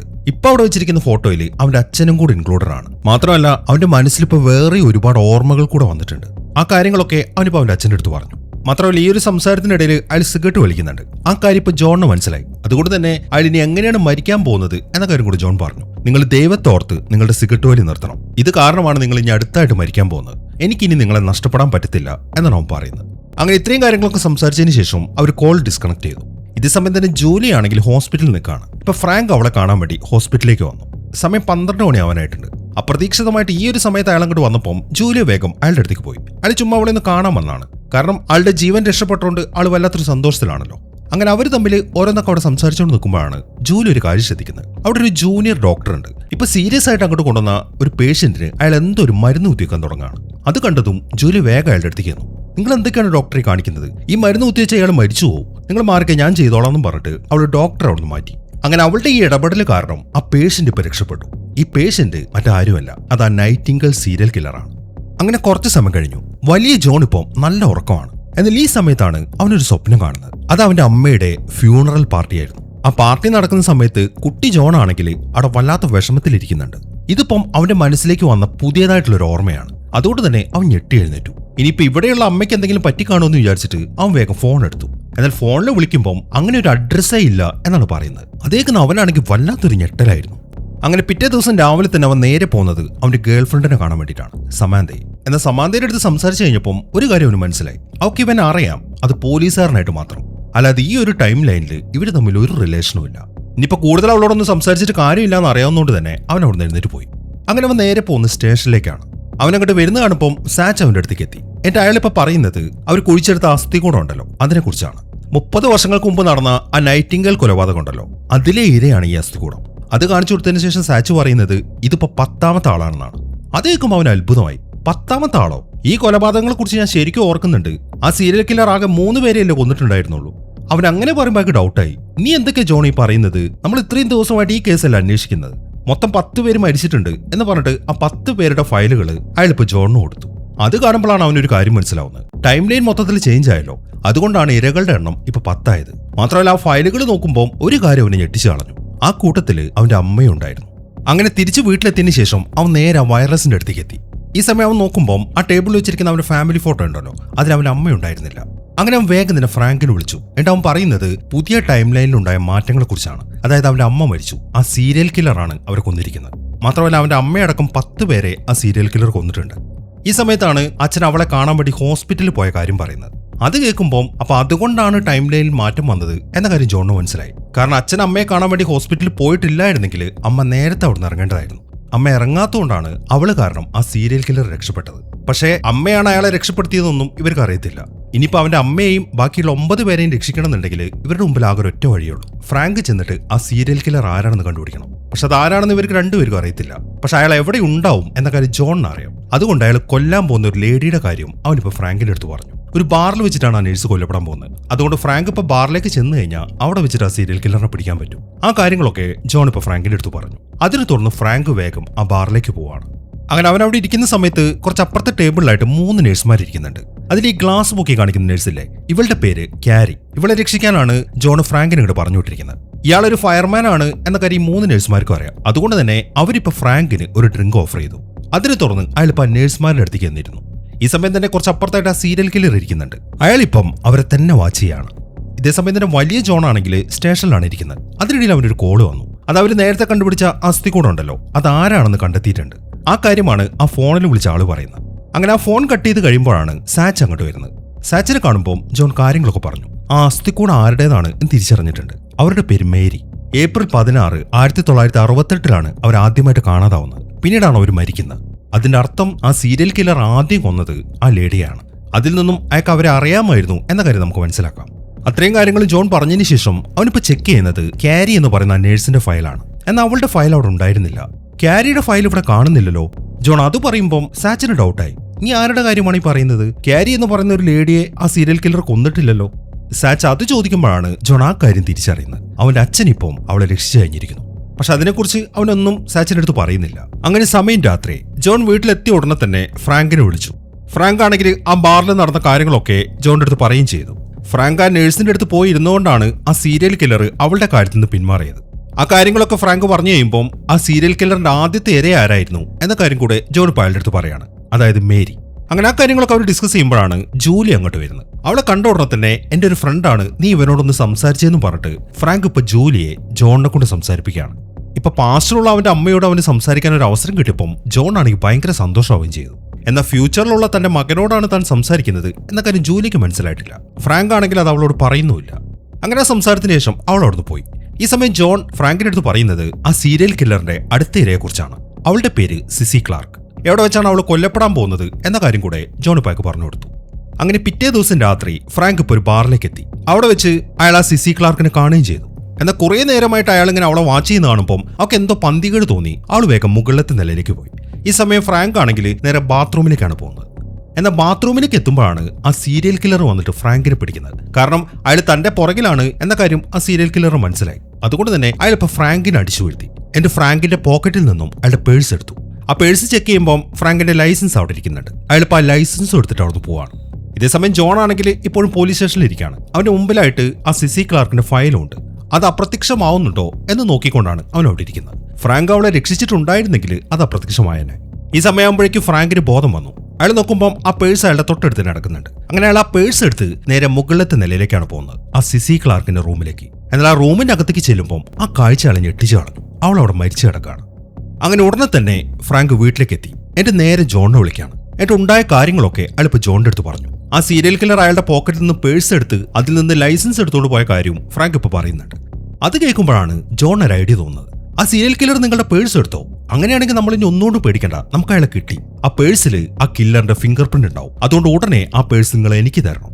അത് കേൾക്കുമ്പോൾ ഫ്രാങ്കിന് ഡൗട്ടായി. ഞാൻ എങ്ങനെയാണ് ഇവിടെ ഇരുന്നിട്ട് പേഴ്സ് നിനക്ക് തരുന്നത്? തരാൻ പറ്റുവച്ചാ അതിനൊരു വഴിയുണ്ട്. നിങ്ങൾ ആ പേഴ്സ് 30 വർഷത്തേക്ക് ആരും കാണാത്തൊരു സ്ഥലത്ത് കൊണ്ട് ഒളിപ്പിച്ചു വെക്കണം, നമ്മുടെ വീട്ടിനകത്ത് തന്നെ. അവൻ ആ കാര്യം പറഞ്ഞപ്പോൾ തന്നെ അവൻ എന്താണ് ഉദ്ദേശിക്കുന്നത് എന്ന കാര്യം ഫ്രാങ്കിന് മനസ്സിലായി. അതുകൊണ്ട് അയാൾ ആ പേഴ്സ് എടുത്ത് അവിടുത്തെ ജനലിന്റെ താഴെയായിട്ടൊരു പെട്ടിയുണ്ട്, അതിന്റെ ഉള്ളിലേക്ക് പൂഴ്ത്തി വെച്ചു. ഇനിയിപ്പോ 30 വർഷത്തേക്ക് ആരും അത് അവിടുന്ന് എടുക്കാൻ പോകുന്നില്ല. അങ്ങനെ അയാൾ അത് ചെയ്തു കഴിഞ്ഞ് ജോൺ ചെന്നിട്ട് ആ പെട്ടി ഓപ്പൺ ചെയ്യുമ്പോൾ ആ പേഴ്സ് അവിടെ കിടക്കുന്നുണ്ട്. അങ്ങനെ ജോൺ പേഴ്സ് എടുത്ത് കഴിഞ്ഞതിന് ശേഷം ഫ്രാങ്ക് നോക്കുമ്പോൾ പേഴ്സ് അവിടെ കാണുന്നില്ല. അത് അയാൾക്ക് ഭയങ്കര അത്ഭുതമാവുകയും ചെയ്തു. അങ്ങനെ പിറ്റേ ദിവസം തന്നെ ജോൺ സ്റ്റേഷനിലേക്ക് എത്തി. അവർ ആ പേഴ്സിൽ നിന്ന് ഫിംഗർ പ്രിന്റ് എടുത്തു. എന്നിട്ട് അത് പരിശോധിക്കുമ്പോൾ അതൊരു പോലീസുകാരന്റെ ഫിംഗർ പ്രിന്റ് ആണ്. അയാളുടെ പേര് ജാക്ക് ഷെപ്പേർഡ്. ഈ പേര് നമ്മൾ ഇതിനു മുമ്പ് കേട്ടിട്ടുണ്ട്. അതായത് ആ അസ്ഥിക്കൂടം കെട്ടിടം പണി നടക്കുന്ന സ്ഥലത്ത് നിന്ന് കുഴിച്ചെടുത്തപ്പം അവൻ അവിടെ ഷെപ്പേർഡ് എന്ന് പറയുന്ന ഒരാളെ കാണാൻ പോയിട്ടില്ലായിരുന്നു. അയാളോട് സംസാരിക്കുന്നതിനിടയിൽ അയാളുടെ മരിച്ചുപോയ മകന്റെ ഒരു ഫോട്ടോയെ അവിടെ കണ്ടു. അവനാണ് ജാക്ക് ഷെപ്പേർഡ്. അന്നാവും മരിച്ചതായിരുന്നു. എന്നാൽ പുതിയ ടൈം ലൈൻ ആയപ്പോൾ അവനിപ്പോൾ ജീവനോടെ ഉണ്ട്. അന്നാവും മരിച്ചത് കൊണ്ടാണ് ആ കൊലപാതകം 3 എണ്ണത്തിൽ തീർന്നത്. എന്നാൽ ടൈം ലൈൻ മാറി അയാൾ ജീവിതത്തിലേക്ക് തിരിച്ചു വന്നപ്പം ഇപ്പൊ 10 പേര് മരിച്ചു. അങ്ങനെ ജാക്ക് ഷെപ്പേർഡിന്റെ ഡീറ്റെയിൽസ് ഒക്കെ എടുത്തതിന് ശേഷം ജോൺ അടുത്തായിട്ട് പോകുന്നത് അയാളുടെ അച്ഛനെ കാണാൻ വേണ്ടിയിട്ടാണ്, ഷെപ്പേർഡിന്റെ അടുത്തേക്ക്. അപ്പൊ അയാളുടെ വീട്ടിലേക്ക് ചെല്ലുമ്പോൾ ജാക്കിന്റെ ഇപ്പോഴത്തെ ഫോട്ടോ അവിടെ വെച്ചിട്ടുണ്ട്. അത് കാണുമ്പോൾ തങ്ങളുടെ മകൻ ഇപ്പോഴും പോലീസിൽ തന്നെയാണോ എന്നാണ് ജോൺ ചോദിക്കുന്നത്. അല്ല, ഇപ്പൊ അവൻ പോലീസിലല്ല, അവൻ റിസൈൻ ചെയ്തു. അവൻ സർവീസിൽ ഉണ്ടായിരുന്ന സമയത്ത് അവന്റെ ചില ചീത്ത കൂട്ടുകാരുണ്ടായിരുന്നു. അമ്മാരിവനെ ഒരു അഴിമതി കേസിൽ കുടുക്കി. അത് അവന്റെ മനസ്സിനെ വല്ലാതെ നോക്കുകയും ചെയ്തു. അതുകൊണ്ടാണ് അവൻ ജോലി റിസൈൻ ചെയ്തത്. ഇപ്പൊ അവൻ വേറെ ചില കാര്യങ്ങളൊക്കെ ആയിട്ട് നടക്കുകയാണ്. ആ കാര്യങ്ങളൊക്കെ ഷെപ്പേർഡ് പറഞ്ഞു കഴിയുമ്പോൾ അവൻ അടുത്തായിട്ട് ചോദിക്കുന്നത് ഈ ജാക്കിന്റെ അമ്മയെക്കുറിച്ചാണ്. കാരണം ഈ ജാക്കിന്റെ അമ്മയുടെ ഒരു ഫോട്ടോ അവിടെ വെച്ചിട്ടുണ്ട്. അവര് നേഴ്സാണ്. ഇവരിപ്പോ എവിടെ ഉണ്ടെന്ന് ചോദിക്കുമ്പോൾ ഷെപ്പേർഡ് പറയുന്നത് കുറച്ചു കാലം മുമ്പ് അവർ കൊല്ലപ്പെട്ടു. ഒരു സീരിയൽ കില്ലറാണ് അവളെ കൊന്നത്. ഒരു പോലീസുകാരന്റെ അമ്മയെ കൊന്നിട്ട് പോലും ആ കില്ലറിനെ ഇതുവരെയായിട്ട് പോലീസുകാർക്ക് പിടിക്കാനും പറ്റിയിട്ടില്ല എന്നൊക്കെയാണ് ഷെപ്പേർഡ് പറയുന്നത്. ഷെപ്പേർഡ് ആ കാര്യങ്ങളൊക്കെ പറഞ്ഞു കഴിയുമ്പോൾ അപ്പൊ അയാളുടെ അമ്മയെ കൊന്നതും ജാക്ക് തന്നെയാണ് എന്ന കാര്യം ഇപ്പൊ ജോണിന് മനസ്സിലായി. അങ്ങനെ അവിടെ നിൽക്കുന്ന ജോൺ നേരെ പോകുന്നത് ഒരു ബാറിലേക്കാണ്. ഈ സമയം ബാറിലായിട്ട് ആ ജാക്ക് ഷെപ്പേർഡ് ഇരിക്കുന്നുണ്ട്. അങ്ങനെ ജോൺ ഇപ്പൊ അയാളുടെ അടുത്തേക്ക് ചെന്നു. എന്റെ കാര്യങ്ങളൊക്കെ പറഞ്ഞു. താനാണ് ആ നൈറ്റിംഗേൽ സീരിയൽ കില്ലർ എന്ന കാര്യം എനിക്ക് മനസ്സിലായിട്ടുണ്ട്. പക്ഷെ വേണ്ടത്ര തെളിവുകളായിട്ടില്ല. ആ തെളിവുകളായി കഴിഞ്ഞാൽ തന്നെ ഞാനൊന്ന് കാണാൻ വരുന്നുണ്ടെന്ന് പറഞ്ഞിട്ട് അവൻ അവിടുന്ന് പോയി. അതൊക്കെ കേട്ട് ജാക്ക് ആണെങ്കിൽ എന്തോ ആലോചിച്ചുകൊണ്ടിരിക്കുകയാണ്. എങ്ങനെയാണ് ഇവന് തന്നെ മനസ്സിലായത് എന്നായിരിക്കും അവൻ ചിന്തിക്കുന്നത്. അങ്ങനെ തിരിച്ച് വീട്ടിലേക്ക് എത്തിയ ഉടനെ തന്നെ ജോൺ ഇപ്പോൾ അവന്റെ അച്ഛനെ വിളിച്ചു. എന്നിട്ട് അവര് തമ്മിൽ ഇങ്ങനെ കാര്യങ്ങൾ സംസാരിക്കുമ്പോഴാണ് ഫ്രാങ്കിനെ അന്വേഷിച്ചുകൊണ്ട് ആ സാച്ച് അങ്ങോട്ട് വരുന്നത്. എനിക്ക് തന്നോടൊന്ന് സംസാരിക്കണം, തന്നൊന്ന് വെളിയിലേക്ക് വന്നേ എന്ന് പറഞ്ഞിട്ട് സാച്ച് അവനെ പുറത്തേക്ക് വിളിച്ചു. എന്നിട്ട് അയാളിപ്പം ആ സീരിയൽ കില്ലർ ഇവന്റെ അടുത്തുനിന്ന് എടുത്തുകൊണ്ട് പോയ ആ ലൈസൻസ് ഫ്രാങ്കിനെ കാണിച്ചു കൊടുക്കുകയാണ്. ആ ലൈസൻസ് ഇയാൾക്ക് കിട്ടിയിരിക്കുന്നത് മരിച്ചുപോയ ആ സിസി ക്ലാർക്കിന്റെ ബോഡിയുടെ അടുത്ത് നിന്നു. പക്ഷെ ആ സീരിയൽ കില്ലറാണ് അത് അവിടെ കൊണ്ടുവിട്ടത് എന്ന കാര്യം സാച്ചിന് അറിയത്തില്ല. അയാളിപ്പോ ഫ്രാങ്കിനോട് ചോദിക്കുന്നത് നീയല്ല അവളെ കൊന്നതെന്നാണ്. അപ്പൊ കാര്യങ്ങളൊക്കെ കൈവിട്ടു പോയി എന്ന കാര്യം ഫ്രാങ്കിന് മനസ്സിലായി. അവനാണെങ്കിൽ ഇപ്പൊ സത്യം സാച്ചിന്റെ അടുത്ത് പറയാനും പറ്റത്തില്ല. പറഞ്ഞിട്ട് കാര്യമില്ല, അയാൾ അത് വിശ്വസിക്കത്തില്ല. അതുകൊണ്ട് തന്നെ ഫ്രാങ്ക് പറയുന്നത് ഞാനിപ്പോൾ എൻ്റെ ഒരു ഫ്രണ്ടിനോട് സംസാരിക്കായിരുന്നു, അവനോട് കാര്യങ്ങളൊക്കെ പറഞ്ഞിട്ട് ഞാൻ നിങ്ങളുടെ കൂടെ സ്റ്റേഷനിലേക്ക് വരാമെന്നും പറഞ്ഞിട്ട് ഫ്രാങ്ക് നേരെ ആ വയർലെസിന്റെ അടുത്തേക്ക് പോയി. എന്നിട്ട് ജോണിനോട് കാര്യങ്ങളൊക്കെ പറയാണ്. എന്നാൽ അയാൾ ആ കാര്യങ്ങളൊക്കെ സംസാരിക്കുന്ന സമയത്ത് സാച്ച് വന്നിട്ട് ഫ്രാങ്കിനെ പിടിച്ചു. അതിനെ തുടർന്ന് അവർ തമ്മിൽ ഉന്തും തള്ളും ഉണ്ടാവാൻ തുടങ്ങി. എന്നാൽ അതിനിടയിലാണ് ആ വയർലെസ് താഴേക്ക് കൊണ്ട് പൊട്ടിപ്പോകുന്നത്. അതോടുകൂടെ ജോണുമായിട്ടുള്ള കണക്ഷൻ കട്ടാവുകയും ചെയ്തു. അങ്ങനെ സാച്ച് ഇപ്പോൾ ഫ്രാങ്കിനെയും കൊണ്ട് സ്റ്റേഷനിലേക്ക് എത്തി. ഇനിയിപ്പോൾ സാച്ചിനോട് സത്യമൊന്നും പറയാതിരുന്നിട്ട് കാര്യമില്ല എന്ന കാര്യം ഫ്രാങ്കിന് മനസ്സിലായി. അതുകൊണ്ട് തന്നെ ഉണ്ടായ മുഴുവൻ കാര്യങ്ങളും അയാൾ ഇപ്പോൾ സാച്ചിന്റെ അടുത്ത് പറയാണ്. അതായത് താൻ ഭാവിയിലെ തന്റെ മകനോട് സംസാരിച്ച കാര്യം. എന്നാൽ അയാൾ വിചാരിച്ചപ്പോൾ തന്നെ സാച്ച് അതൊന്നും വിശ്വസിക്കുന്നില്ല. താൻ എന്ത് പൊട്ടത്തരാടോ ഈ പറയുന്നത് എന്നാണ് സാച്ച് ചോദിക്കുന്നത്. എന്നാൽ അതിനിടയിലാണ് അവിടുത്തെ ചെറിയൊരു ജനാല വഴി അപ്പുറത്തെ ആൾക്കാർ ബേസ്ബോൾ കാണുന്ന ശബ്ദം ഫ്രാങ്ക് കേൾക്കുന്നത്. അത് കേൾക്കുമ്പോൾ അയാൾക്കൊരു ഐഡിയ തോന്നി. ഇനിയിപ്പോൾ നടക്കാൻ പോകുന്ന ബേസ്ബോളിൽ എന്തൊക്കെയാണ് സംഭവിക്കാൻ പോവുക എന്ന കാര്യമൊക്കെ ജോൺ നേരത്തെ ഇയാളോട് പറഞ്ഞിട്ടുണ്ടല്ലോ. അയാളിപ്പോൾ ആ കാര്യങ്ങളൊക്കെ സാച്ചിന്റെ അടുത്ത് പറയാണ്. എന്നിട്ട് നിങ്ങൾ പോയി കളി കാണും, അപ്പൊ ഞാൻ പറയുന്ന കാര്യങ്ങളൊക്കെ നിങ്ങൾക്ക് വിശ്വാസമാവും എന്നാണ് ഫ്രാങ്ക് പറയുന്നത്. എന്നാൽ സാച്ച് ആണെങ്കിൽ കളി കാണാനൊന്നും കൂട്ടാക്കുന്നില്ല. അതിനിടയിലാണ് ഒരു പോലീസുകാരൻ വന്നിട്ട് ഫ്രാങ്കിന്റെ ഭാര്യ വന്നിട്ടുണ്ട് എന്നൊക്കെ സാച്ചിനോട് പറയുന്നത്. അതിനെ തുറന്ന് സാച്ച് വെളിയിലേക്ക് ഇറങ്ങി. ഈ സമയം ജൂലി അവിടെ നിൽക്കുന്നുണ്ട്. പക്ഷെ ഇവിടെ വെച്ച് അവർ തമ്മിൽ സംസാരിച്ച് കഴിഞ്ഞാൽ ശരിയാവത്തില്ല എന്നൊക്കെ സാച്ചിന് അറിയാം. അതുകൊണ്ട് നമുക്ക് ഒരു റെസ്റ്റോറന്റിലേക്ക് പോകാമെന്നും പറഞ്ഞിട്ട് അയാൾ ഇപ്പൊ ജൂലിയും കൊണ്ട് വെളിയിലേക്ക് ഇറങ്ങി. അങ്ങനെ അവരവിടെ നിന്ന് പോയി കഴിയുമ്പോഴാണ് ആ ജാക്ക് ഷെപ്പേർഡ് ഇപ്പൊ സ്റ്റേഷനിലേക്ക് വരുന്നത്. ഈ സമയം അയാൾ സർവീസിലുണ്ട്. ഇപ്പൊ ഫ്രാങ്കിനെ പോലീസ് സ്റ്റേഷനിൽ പിടിച്ചു വെച്ച കാര്യം ന്യൂസിലൊക്കെ വന്നു. അതറിഞ്ഞ് അയാളൊന്ന് കാണാൻ വേണ്ടിയിട്ടാണ് ജാക്ക് പങ്കിട്ട് വന്നിരിക്കുന്നത്. ഇതേസമയം തന്നെ സാച്ചും ജൂലിയും ഒരു റെസ്റ്റോറന്റിൽ നിന്ന് സംസാരിക്കുകയാണ്. സാച്ച് പോളോട് ചോദിക്കുന്നത്, നീ ഫ്രാങ്കിന്റെ കൂടെ വയർലെസ്സിൽ ജോൺ എന്ന് പറഞ്ഞ ഒരാളോട് സംസാരിച്ചിട്ടുണ്ടായിരുന്നു? ഉണ്ട്, ഞാൻ സംസാരിച്ചിട്ടുണ്ട്. അത് ഫ്രാങ്കിന്റെ ഒരു ഫ്രണ്ടാണ്. അവൾ അത് പറയുമ്പോൾ സാച്ച് ചോദിക്കുന്നത്, പക്ഷെ ഫ്രാങ്ക് എന്നോട് പറഞ്ഞല്ലോ അത് ഭാവിയിൽ നിന്ന് നിങ്ങളുടെ മകൻ സംസാരിക്കുന്നതാണെന്ന്. അത് സത്യമാണോ? അയാൾ അത് പറഞ്ഞപ്പോൾ അവൾക്ക് ഡൗട്ടായി. നിങ്ങൾ എന്തൊക്കെയാണ് ഈ പറയുന്നത്? അങ്ങനെയൊക്കെ സംഭവിക്കുമോ എന്നാണ് അവളുടെ ചോദ്യം. അങ്ങനെ ആ കാര്യങ്ങളൊക്കെ അവർ ഡിസ്കസ് ചെയ്യുമ്പോഴാണ് അവിടെ വെച്ചിരിക്കുന്ന ടിവിയിൽ അയാൾ ആ കാര്യം ശ്രദ്ധിക്കുന്നത്. അവിടെ ബേസ്ബോൾ മാച്ചാണ് കാണിക്കുന്നത്. ഫ്രാങ്ക് എന്താണോ പറഞ്ഞത് അതേ കാര്യങ്ങൾ തന്നെയാണ് ആ കളിയിൽ ഇപ്പോൾ സംഭവിച്ചുകൊണ്ടിരിക്കുന്നത്. അത് കാണുമ്പോൾ സാച്ചിന് ശരിക്കും അത്ഭുതമായി. ഇതേസമയം തന്നെ ആ ജാക്ക് ഷെപ്പേർഡ് ആണെങ്കിൽ ഫ്രാങ്കിനെ കാണാൻ വേണ്ടി ആ റൂമിലേക്ക് കയറി. എന്നാൽ ഫ്രാങ്ക് നേരത്തെ തന്നെ ഷോക്ക് അടിപ്പിക്കാനുള്ള ഒരു സെറ്റപ്പ് അവിടെ ചെയ്തു വെച്ചിട്ടുണ്ട്. അത് കാരണം ആ ജാക്ക് ഷെപ്പേർഡ് ഇപ്പോൾ ഷോക്ക് ഏറ്റ് താഴേക്ക് വീണു. അങ്ങനെ അയാളുടെ ബോധം പോയി കഴിഞ്ഞപ്പോൾ ഫ്രാങ്ക് അയാളുടെ പോക്കറ്റിൽ നിന്നും അയാളുടെ ലൈസൻസ് എടുത്തു. എന്നിട്ട് അടുത്തായിട്ട് അയാൾ അവിടുത്തെ സ്പ്രിംഗ്ലറിന് നേരെ തീ കാണിക്കുകയാണ്. അതിന് തുറന്ന് ആ സ്റ്റേഷൻ മൊത്തത്തിൽ വെള്ളം സ്പ്രേ ചെയ്യാൻ തുടങ്ങി. മാത്രമല്ല അലാറും അടിക്കുന്നുണ്ട്. അതിന് തുറന്ന് പോലീസുകാരെല്ലാം അലേർട്ടായി. ഈ ഒരു അവസരത്തിൽ ഫ്രാങ്ക് ആണെങ്കിൽ അവിടുന്ന് രക്ഷപ്പെടുകയും ചെയ്തു. അങ്ങനെ ഫ്രാങ്ക് നേരെ പോകുന്നത് ആ ജാക്ക് ഷെപ്പേർഡിന്റെ വീട്ടിലേക്കാണ്. എന്നിട്ട് അയാൾ അവിടെ മൊത്തം സെർച്ച് ചെയ്യാൻ തുടങ്ങി. അയാൾ സെർച്ച് ചെയ്യുന്നത് എന്താണെന്ന് വെച്ച് കഴിഞ്ഞാൽ ഈ ജാക്ക് ഷെപ്പേർഡ് ഓരോരോ നേഴ്സിനെ കൊല്ലുമ്പോഴും അവരുടെ ശരീരത്തിൽ നിന്ന് സ്വർണ്ണാഭരണങ്ങളൊക്കെ എടുക്കുന്നുണ്ട്. അത് അവിടെ എവിടെയെങ്കിലും സൂക്ഷിച്ചു വെച്ചിട്ടുണ്ടോ എന്നാണ് ഫ്രാങ്ക് ചെക്ക് ചെയ്യുന്നത്. അങ്ങനെ കുറച്ച് സമയത്തെ പരിശോധനയ്ക്കുള്ളിൽ അയാൾ അത് കണ്ടെത്തി. ഒരു പെട്ടിക്കകത്ത് നിറച്ചും സ്വർണ്ണമാലകളാണ്. എന്നാൽ ഈ സമയമാകുമ്പോഴേക്കും ജാക്ക് ഷെപ്പേർഡും അങ്ങോട്ടെത്തി. അത് കണ്ടതും ഫ്രാങ്ക് ആ സ്വർണ്ണത്തിന്റെ പെട്ടി എടുത്തിട്ട് വെളിയിലേക്ക് ഇറങ്ങാണ്. എന്നാൽ ഈ സമയത്താണ് ജാക്ക് അയക്കുന്നത് ഷൂട്ട് ചെയ്യുന്നത്. അതോടുകൂടെ അയാളുടെ കയ്യിൽ നിന്നും ആ ബോക്സ് താഴേക്ക് വീണു. എങ്കിൽ അതൊന്നും മൈൻഡ് ചെയ്യാതെ ഫ്രാങ്ക് വേഗം തന്നെ താഴേക്ക് ഇറങ്ങി അവിടെ നിന്ന് ഓടുകയാണ്. എന്നാൽ ജാക്ക് വിടുന്നില്ല. അയാൾ അവന്റെ പുറകെ പോയി. ഈ സമയമാകുമ്പോഴേക്കും പോലീസുകാരാണെങ്കിൽ ജാക്ക് ഷെപ്പേർഡിന്റെ വീട്ടിലേക്ക് എത്തി. അവിടെ സെർച്ച് ചെയ്യുമ്പോൾ അവർക്ക് ആ തൊണ്ടിമുതലൊക്കെ കിട്ടുകയും ചെയ്തു. അപ്പൊ ജാക്കാണ് ആ സീരിയൽ കില്ലർ എന്ന കാര്യം അവർക്ക് കൺഫേം ആയി. ഇതേസമയം തന്നെ ഫ്രാങ്ക് ആണെങ്കിൽ നേരെ ഓടി ഒരു ബോട്ട് യാർഡിലേക്ക് എത്തി. എന്നിട്ട് അവിടെ താഴെ വെള്ളത്തിലേക്ക് ഇറങ്ങി അവിടെ വെച്ചിരിക്കുന്ന പലകയ്ക്ക് അടിയിൽ നിന്നു. ഈ സമയമാകുമ്പോഴേക്കും ജാക്കും അങ്ങോട്ടെത്തി. അങ്ങനെ ജാക്ക് അയാൾ അവിടെ സെർച്ച് ചെയ്യുമ്പോഴാണ് ഫ്രാങ്ക് അടിയിൽ നിന്നും അയാളെ പിടിച്ച് താഴെ വെള്ളത്തിലേക്ക് ഇടുന്നത്. എന്നിട്ട് അയാളെ മുക്കി താഴ്ത്തിയതിനു ശേഷം ഫ്രാങ്ക് കരയിലേക്ക് കയറി. ഈ സമയമാകുമ്പോഴേക്കും സാച്ചും മറ്റൊരു പോലീസുകാരനും അങ്ങോട്ടെത്തി. അങ്ങനെ ഫ്രാങ്ക് അവിടെ നിന്ന് പോയി കഴിയുമ്പോൾ സാച്ചും പോലീസുകാരും കൂടെ ആ വെള്ളത്തിൽ മൊത്തം സെർച്ച് ചെയ്തു. പക്ഷെ എവിടെ നിന്നും അവർക്ക് ആ ജാക്ക് ഷെപ്പേർഡിന്റെ ബോഡി കിട്ടിയില്ല. അങ്ങനെ സമയം രാത്രി. വീട്ടിലേക്ക് വന്ന ഉടനെ തന്നെ ഫ്രാങ്ക് ഇപ്പം ആ പൊട്ടിപ്പോയ വയർലെസ് ഒക്കെ ശരിയാക്കാൻ തുടങ്ങി. ഈ സമയത്താണ് ജൂലിയ വന്നിട്ട് ആക്ക് കുടിക്കാൻ വേണ്ടി ഒരു കപ്പ് കോഫിയും പിന്നെ ഒരു പാക്കറ്റ് സിഗരറ്റും കൊടുക്കുന്നത്. എന്നാൽ ഫ്രാങ്ക് ഇപ്പം ആ സിഗരറ്റ് വലിക്കുന്നില്ല. അതിപ്പോൾ അയാൾ ചുരുട്ടിക്കളയാണ്. അതിനുശേഷം അയാൾ വേഗം തന്നെ ആ വയർലെസ് ശരിയാക്കുകയും ചെയ്തു. അങ്ങനെ പാസ്റ്റിലെ ആ വയർലെസ് അയാൾ ശരിയാക്കി കഴിഞ്ഞപ്പോൾ ഫ്യൂച്ചറിൽ ജോണിന്റെ വയർലെസ്സും ശരിയായി വന്നു. അതിനെ തുറന്ന് അവർ രണ്ടുപേരും ഇപ്പൊ സംസാരിക്കുകയാണ്. ഫ്രാങ്ക് ഇപ്പൊ ജോണിനോട് പറയുന്നത്, നീ ഇനി ഒന്നോടും പേടിക്കണ്ട, ആ സീരിയൽ കില്ലറുടെ പണി ഞാൻ തീർത്തിട്ടുണ്ട്. പക്ഷെ അയാൾ ഇത് പറയുമ്പോൾ ജോണിന് സംശയമായി. കാരണം അവന്റെ ആ ഫോട്ടോ ഉണ്ടല്ലോ, അതിലിപ്പോഴും അവന്റെ അമ്മയുടെ ഫോട്ടോ തെളിഞ്ഞു വന്നിട്ടില്ല. അതിൽ നിന്നും അവൻ എന്തൊരു പന്തിയോട് തോന്നുകയും ചെയ്തു. എന്നാൽ ഈ സമയത്താണ് ആ ജാക്ക് ഷെപ്പേർഡ് വന്നിട്ട് ജോണിനെ അറ്റാക്ക് ചെയ്യുന്നത്. അവർ തമ്മിലുള്ള ഒരു ഫൈറ്റ് നടന്നുകൊണ്ടിരിക്കുകയാണ്. ഇതേ കാര്യം തന്നെയാണ് പാസ്റ്റിലും സംഭവിക്കുന്നത്. അതായത് അവിടുത്തെ ജാക്ക് ഷെപ്പേർഡ് വന്നിട്ട് ഫ്രാങ്കിനെ അറ്റാക്ക് ചെയ്യാൻ തുടങ്ങി. അങ്ങനെ അവർ തമ്മിലുള്ള ഫൈറ്റ് നടന്നുകൊണ്ടിരിക്കുകയാണ്. അങ്ങനെ ഫ്രാങ്കുമായിട്ടുള്ള ഫൈറ്റ് നടക്കുന്നതിനിടയിലാണ് ഫ്രാങ്ക് ഒരു തോക്കെടുക്കുന്നത്. അത് കണ്ടതും ജാക്ക് ഓടി വന്നിട്ട് ആ തോക്കിൽ കയറി പിടിച്ചു. എന്നാൽ അപ്പോഴേക്കും ഫ്രാങ്ക് വെടി പൊട്ടിച്ചു. അതിനെ തുറന്ന് അയാളുടെ കൈപ്പത്തി മൊത്തം തകർന്നു പോവാണ്. അത് കണ്ട് പേടിക്കുന്ന അയാളാണെങ്കിൽ വേഗം തന്നെ അവിടുന്ന് ഓടിപ്പോവുകയും ചെയ്തു. അത് കാരണം ഫ്രാങ്കിനൊന്നും പറ്റിയില്ല, കുട്ടി ജോണിനൊന്നും പറ്റിയില്ല, അവന്റെ അമ്മയ്ക്കൊന്നും പറ്റിയില്ല. എന്നാൽ ഈ ഒരു സംഭവം അവിടെ നടന്നുകൊണ്ട് ഫ്യൂച്ചറിലും മാറ്റം വന്നു.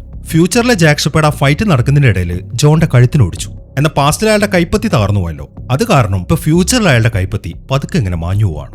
മാത്രമല്ല അവരിപ്പോൾ ഉള്ള റൂമിൽ മൊത്തത്തിൽ മാറ്റം വരികയാണ്.